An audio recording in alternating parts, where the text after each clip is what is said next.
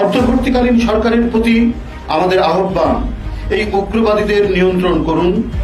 বাংলাদেশে যারা রয়েছেন, ভারতের সাধারণ জনগণের বিরুদ্ধে বাংলাদেশের জনগণের কোনো শত্রুতা নেই, কিন্তু চরম উগ্রবাদী বিজেপি যদি বাংলাদেশের বিরুদ্ধে যুদ্ধ ঘোষণা করতে চায়, তাহলে বাংলাদেশের দেশপ্রেমিক প্রতিটা মানুষ এদেশের স্বাধীনতা, সার্বভৌমত্ব, সম্মান, আত্মমর্যাদা রক্ষায় রুখে দাঁড়াবে।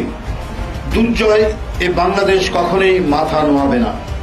কলকাতার উপ হাই কমিশন, আগরতলা সহকারী হাই কমিশনে হামলা, মুম্বাইয়ে বাংলাদেশের ডেপুটি হাই কমিশনের সামনে হাঙ্গামা এবং ধারাবাহিক চরম উস্কানিমূলক বক্তব্য ও সীমাহীন অপপ্রচারের বিরুদ্ধে উত্তাল হয়ে উঠেছে বাংলাদেশ।